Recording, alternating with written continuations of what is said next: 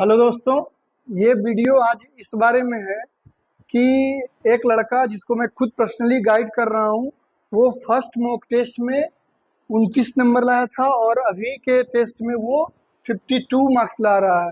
इसके 23 मार्क्स बढ़ गए, तो किस तरह से बढ़े उसका पूरा, और इसमें से 52 मार्क्स में इसका रिजल्ट बनेगा कि नहीं बनेगा। और ये पूरा बिहार पुलिस के बारे में है। एक क्वालिफाइंग एग्जाम है बिहार पुलिस, जिसमें कि दौड़ने के लिए लगभग 1 लाख लोग को बुलाया जाएगा। 19,838 सीट पर वैकेंसी है। तो इस लड़के को मैं शुरू से ही गाइड कर रहा हूँ। तो इसका फर्स्ट जो मॉक टेस्ट था, 29 नंबर लाया था फर्स्ट मॉक टेस्ट में। इसको डर लग रहा था कि मेरा तो पूरा सिलेबस नहीं कंप्लीट हुआ है, ऐसा क्या करें, क्यों हम अभी नहीं देंगे मॉक, पहले सिलेबस कंप्लीट। उसको मैंने पर्सनली गाइड किया और तब इसने मॉक टेस्ट देना शुरू किया। फिर फर्स्ट टेस्ट में इसको 29 आया।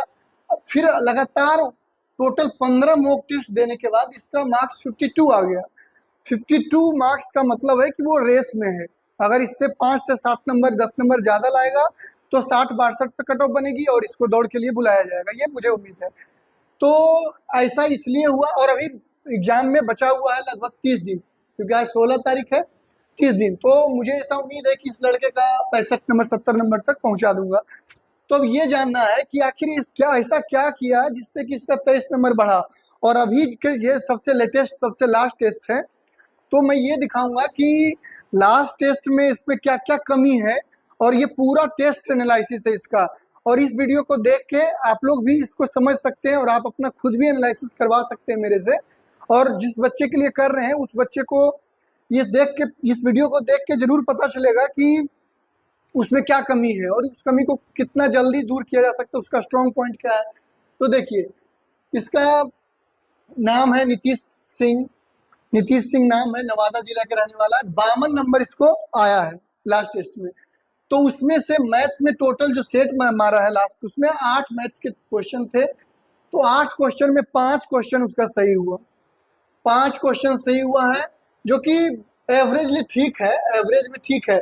इसमें क्या है कि इस बच्चे ने जो है, जो ज़्यादा टिपिकल क्वेश्चन होता है जिसमें वैल्यू वाला जो है फॉर्मूला देख के वैल्यू ऐड कर दिए, वो सब क्वेश्चन तो इसका सही है। लेकिन कुछ कुछ क्वेश्चन, जैसे एक क्वेश्चन है संख्या 323 के बारे में है कि 2 आवाज गुणनखंडों का होता है, तो वो हिट एंड ट्रायल मेथड से होता है, ये प्रैक्टिस से ही बनेगा उसका। ये सब में गलती कर दिया है। और जो थोड़ा मुश्किल सवाल था उसमें गलती, लेकिन ये ठीक है। 5 नंबर संतोषजनक है, इसमें कोई दिक्कत नहीं। लेकिन उसमें सुधार करने के लिए इसको ये है कि ये ज़्यादा मैथ्स प्रैक्टिस करे। इसमें प्रैक्टिस थोड़ा सा और बढ़ा देगा तो इसका मार्क्स और 1 नंबर इसमें से बढ़ सकता है। इसमें से प्लस हो सकता है इसका 2 मार्क्स, अगर वो थोड़ा मेहनत कर दे तो। 2 नहीं भी बढ़ा तो बढ़ जाता है यहाँ से, तो बहुत अच्छा। इस पूरे जो तो बहुत अच्छा, इस पूरे जो बिहार पुलिस का होता है, सबसे इजी होता है। सबसे इजी होता है।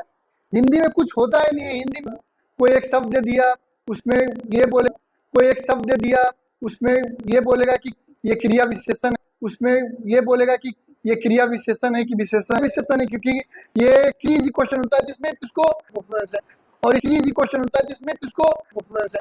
और इसमें कोई जरूरत नहीं, इसको बस प्रैक्टिस में, और इसमें कोई जरूरत नहीं, इसको बस प्रैक्टिस में, क्योंकि इसका पुराना भी जरूरत नहीं, इसको बस प्रैक्टिस में, क्योंकि इसका पुराना भी टेस्ट में देख रहे हैं कि 10 नंबर 9 नंबर 12 नंबर में देख रहे हैं कि 10 नंबर 9 नंबर 12 नंबर। हिंदी में इसको पढ़ने की जरूरत नहीं है। अब अगला देखते हैं इसका इंग्लिश में थोड़ा एवरेज। अगला देखते हैं इसका इंग्लिश में थोड़ा एवरेज है।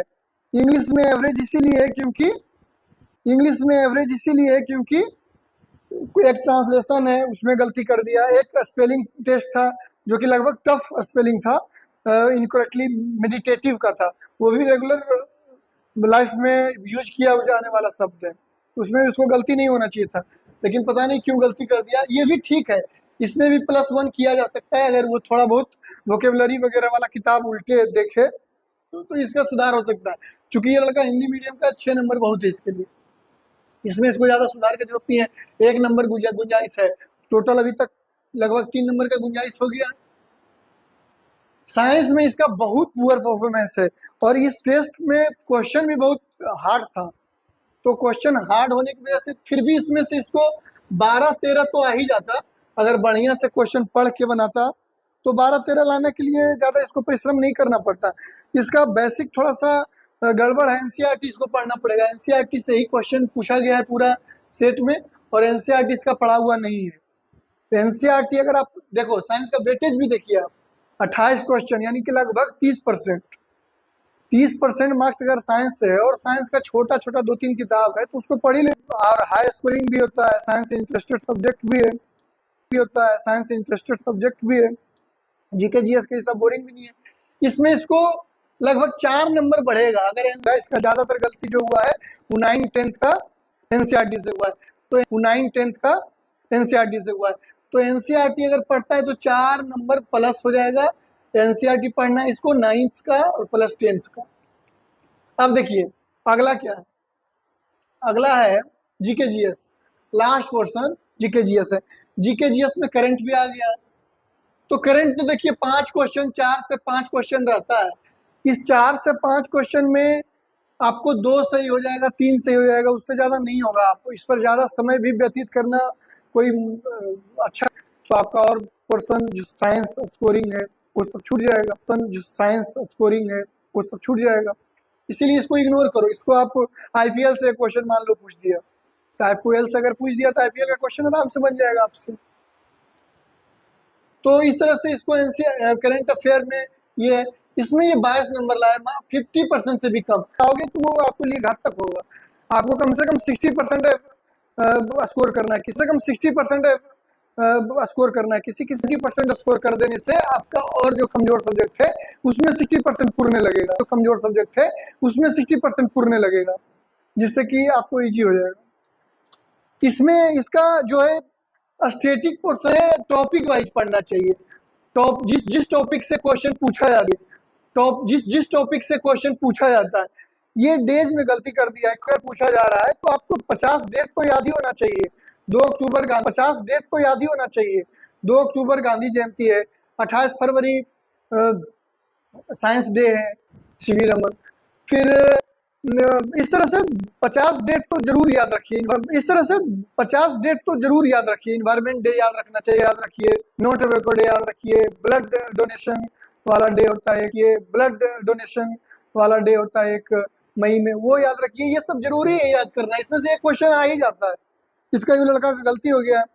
फिर इस तरह से इसमें जो बिल्कुल कंसेप्ट वाला है एनसीईआरटी से है।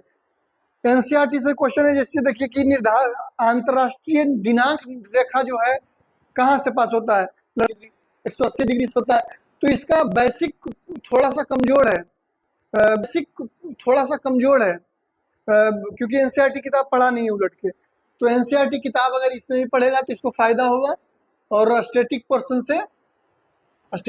से भी इसको लूसेंट से पढ़ना चाहिए। इसको डेट में गलती होता है, डेज वाला सही होना चाहिए इसका सारा क्वेश्चन। फिर करंट अफेयर में थीम होना चाहिए।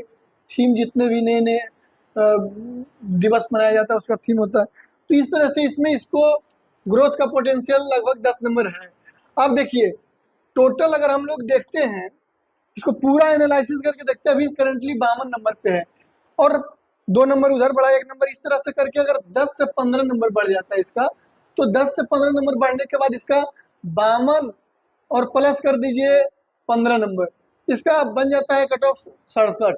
ये लड़का 67 नंबर ला सकता है बहुत आसानी से। थोड़ा बहुत अगर मेहनत करेगा तो आसानी से 67 मार्क्स ले आएगा। तो अब 67 मार्क्स पर पक्का इसका रिजल्ट हो जाएगा। तो इस तरह से आप भी अगर चाहते हो कि आप अपना जो आप मॉक टेस्ट दे रहे हो उसका एनालिसिस करवाना, वो मैं कर दूंगा। और आप अगर इसमें कमेंट में लिखते हो, टेलीग्राम चैनल वाला भी देंगे, पिन कर देंगे, वहाँ से आप मेरे से मॉक टेस्ट ले सकते हो। मॉक टेस्ट दे के आप इसका फोटो खींच के मुझे भेज सकते हो। उसके बाद मैं इसको चेक करके आपको इसी तरह से बना के और कर सकते हैं। अगर आप नहीं करना चाहते हो, खुद से करना चाहते हो, वो भी सही है।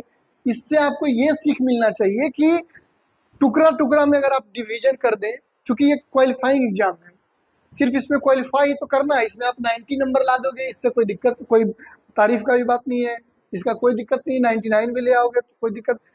67 भी लाओगे, 60 प्लस भी लाओगे तो आपका सिलेक्शन ही होगा, दौड़ पे मेरिट बनने वाला है। तो इसीलिए बहुत इजी एग्जाम है और इसको इससे अच्छा और किया नहीं जा सकता है। तो मैंने एनालिसिस कर दिया है, ये नीतीश कुमार का था, नीतीश सिंह। आप भी अपना मॉक टेस्ट देते रहिए, अभी 30 दिन बचा हुआ है। अगर आप 30 दिन में अगर आप 30 मॉक टेस्ट दोगे, 30 मॉक टेस्ट दोगे तो आपका टोटल कम से कम 15 नंबर बढ़ जाएगा। अगर अभी आपको 40 आ रहा है तो 55 आना शुरू होगा, अभी 50 आ रहा है तो आपको 65 आना शुरू हो जाएगा। बहुत ड्रास्टिकली चेंज होता है। इस एनालिसिस से आप समझिए, बच्चे को पता चल रहा है कि हिंदी में तो हमको आता है, हिंदी नहीं पढ़ना हमको। साइंस में गलती कर रहे हैं, कंसेप्ट नहीं है, 9 10 का किताब उठाएगा, पढ़ लेगा 2 दिन में, 3 दिन में, 4 दिन में, बढ़ गया नंबर 10 नंबर, 5 नंबर। इसमें पिन पॉइंटेड प्रिपरेशन है, पिन पॉइंटेड ढंग से अगर तैयारी करते हैं तो आप बिल्कुल पास कर सकते हैं। और हम आपको रिजल्ट तक लगभग दर्जनों बच्चों को दिखाऊंगा कि जो नहीं दे रहा था कि हमको, बच्चों को दिखाऊंगा कि जो नहीं दे रहा था कि हमको तो अभी सिलेबस नहीं कंप्लीट हो, उसको प्रेरित करके मॉक टेस्ट दिलवाए, उसके बाद उसका एनालिसिस करके मॉक टेस्ट दिलवाए, उसके बाद उसका एनालिसिस किए, उसको पर्सनली गाइड किए और पास करवाए। ये चीज़ आपको जब रिजल्ट आएगा तब आपको दिखेगा। और बाकी ठीक है, 30 दिन बचा हुआ है, आप 30 मॉक टेस्ट दीजिए टारगेट करके। थैंक यू पूरा वीडियो देखने के लिए। आप कमेंट कीजिए